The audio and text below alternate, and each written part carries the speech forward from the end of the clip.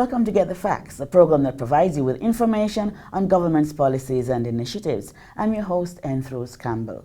The Child Protection and Family Services Agency, the CPFSA, is the country's leading child protection system.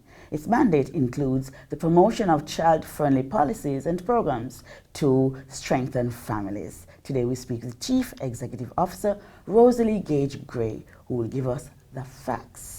Mrs. Gage Gray, welcome to the program. Thanks for having me. So good to have you. Now, the agency is a merger with the CDA, the Child Development Agency, and the Office of the Children's Registry. How has that improved efficiency in this new agency?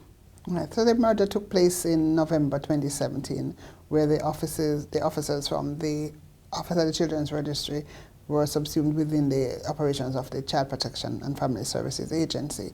And this merger has caused some greater levels of efficiency. We now have registration officers in all our parish offices. Which you never had before. Which we never had before. Yes. We had it in about 4, but now we have it in almost all parishes.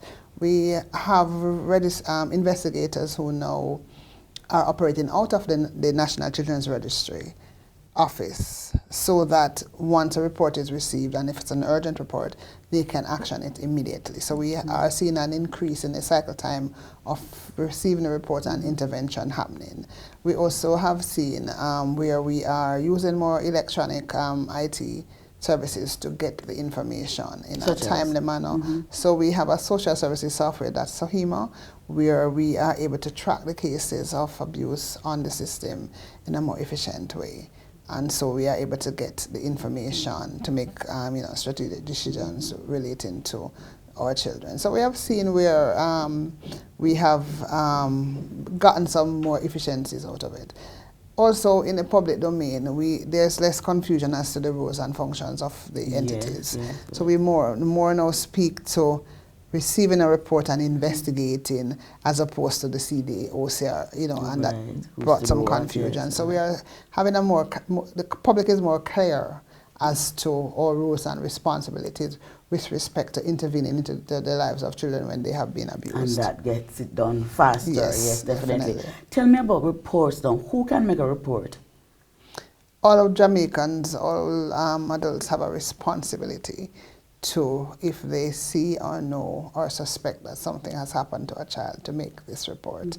But we have what we call prescribed persons who, under the Child Care and Protection Act, has a responsibility to make a report of incidents that they might come across. So a teacher in the school, a social worker, medical professionals, because they come in contact with children.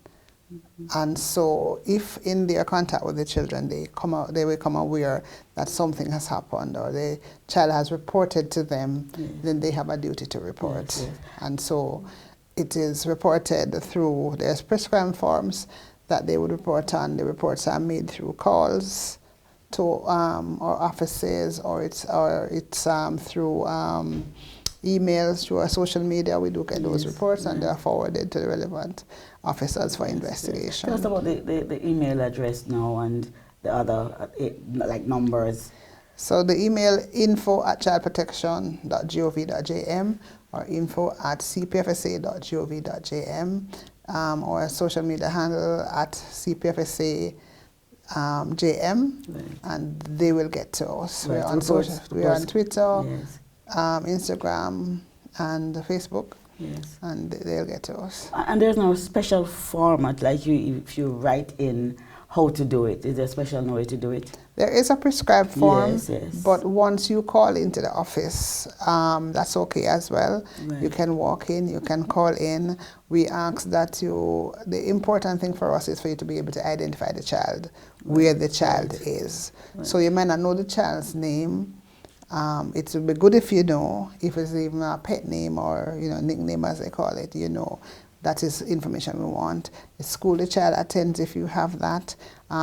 Proper description of the location, the community that the child is. If you have contact numbers, their parents' names, things like those would allow us to find the child earlier, because the important thing is to be able to identify and locate the child. Yes. So any information that can get us to the child, then that would be helpful.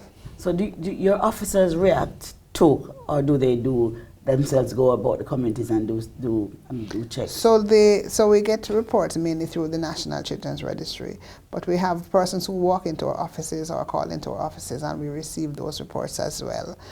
It helps know that you have the registration officers within the parish offices. They can appreciate those reports and then forward them for investigation. And reports received by the registry is referred to investigation arm of the CPFSA. Yes. It's also referred to the Office of the Children's Advocate and also to the police, SOCA, or other agencies that might the report might concern. Right. So as you get reports and you try to investigate, how do you ensure the security, the safety of the child as you deal with the police, the courts, and so on? So in responding to our case of abuse, a risk assessment is done to see, based on the nature of it, you know, how safe it is to get into the community, for example. It could be that violence is in the community and you need to get the assistance of the police. There are some cases that, based on the people's level of how they feel about the police, you might not want to go in with the officers.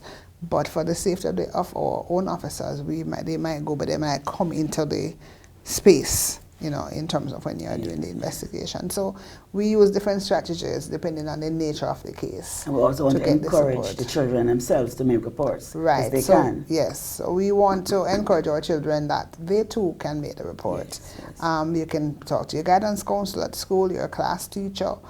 You can talk to your peers. You can talk to a trusted adult, somebody who you think would be able to forward the information.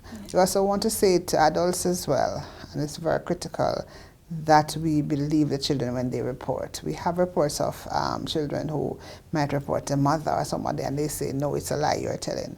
We have to give the children the benefit of the doubt until we can prove otherwise. And so, because it's like a double tragedy for the youth to not believe when they say they have been abused. And so we encourage the children to self-report as well. But it's important that children know, you know, and recognize when something is wrong. Yes, yes. Let's take a break now, and we come back with more information on the work of the Child Protection and Family Services Agency. Stay with us.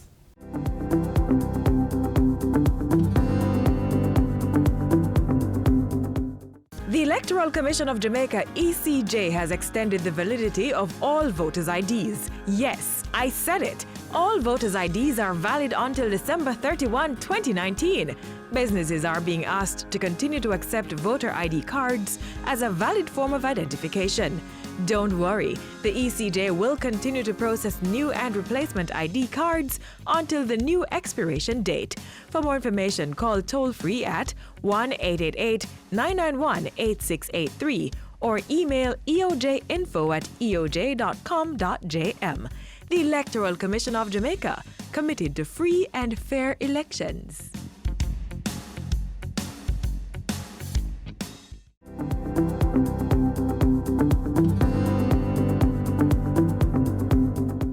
Welcome back to Get the Facts. We continue our discussion on the important role of the Child Protection and Family Services Agency in the protection of our own children. And our guest is Chief Executive Officer Rosalee Gage Gray.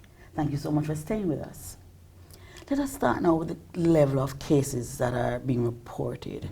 Talk to us about the level, the types, and how is the investigation going? So we get approximately 1,200 cases of abuse reported to the National Children's Registry per month. Last year, 2018, we had about 15,000 cases, both coming through the National Children's Registry or coming through our parish offices. This has, there's a little increase, not a significant increase of the amount of cases that we have received. And so this is putting some strain on the resources in terms of being able to get to the cases in a timely manner. And so we have had to have some temporary officers who assist in getting to investigate the matters that come to us. And it's a whole gamut of abuses, physical abuse, sexual abuse, emotional abuse, some amount of corporal punishment, which is physical abuse, that will come to us as reports. All right, Most prevalent of those are the neglect. Okay, so you are getting a little bit more, not Yes. so much yet, but Right. you still do not have enough resources, human resources. Right. So how can we as a country, how can we help you to make your work a little bit easier? Right. First, we say report what you know. Break the silence. Don't keep information.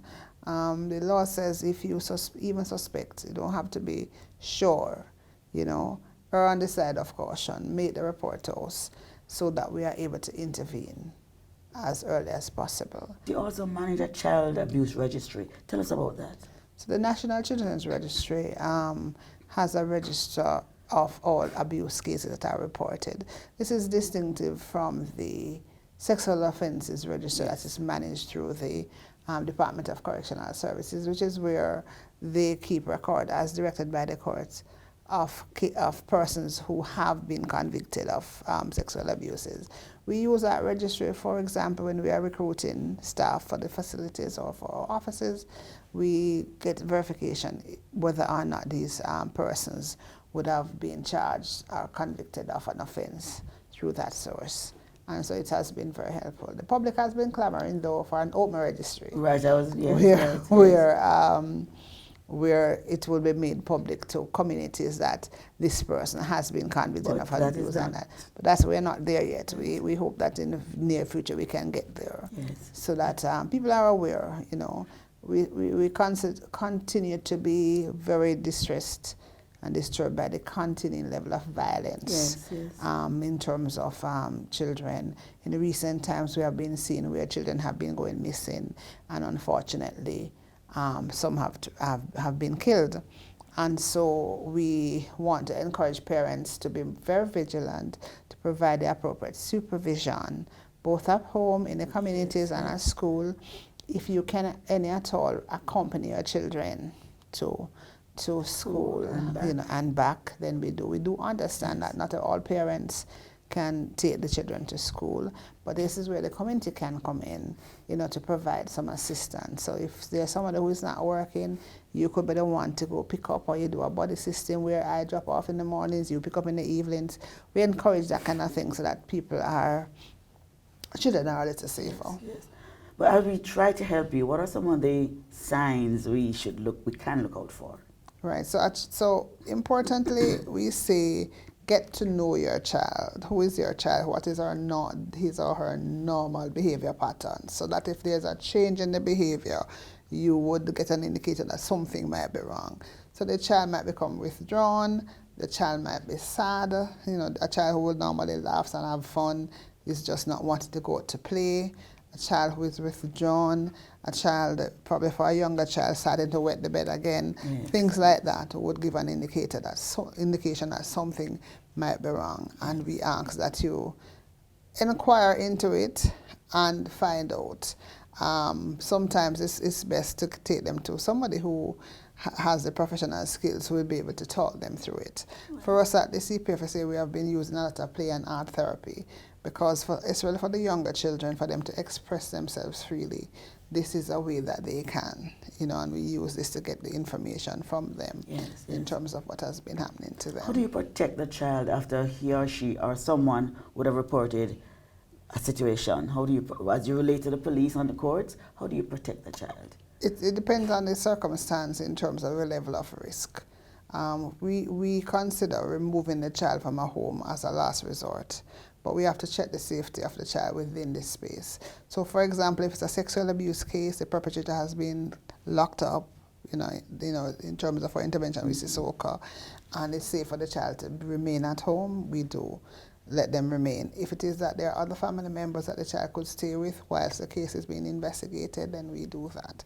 And if all else fails, then we remand them to a place of safety. Right. And while the court proceedings, and after the court proceedings, they would be in other programs, be it foster care or other programs that we have that they are placed in. Right. Off camera, you were telling me about a new campaign. Yes. Yes. Tell us a little more. So it's our Every Child Deserves Protection campaign, We want people to know what it means to protect your children. What is child protection? Who is a child in need of care and protection? And so that once you know that, once you see a child who is not being protected, then you will be aware. Or you can take greater steps to protect your own children. Yes, but you know, some people don't even know what it is. What do you mean by protecting a child? You know, children have some rights, right to an education, right to health, right to food, clothes, and shelter as the basic needs that they have. And these should be provided. So if a child is sent to school without lunch, or if a child is made to be doing some work in the field where, you know, that could be child labor. So all of these things add up to what we call a child not being protected. Right. And if you're not sure, the first thing to do is to call your agency. Yes, you can call us at the primary toll-free number 888-PROTECT that you can call us at, or any of our 14 parish offices right across the country.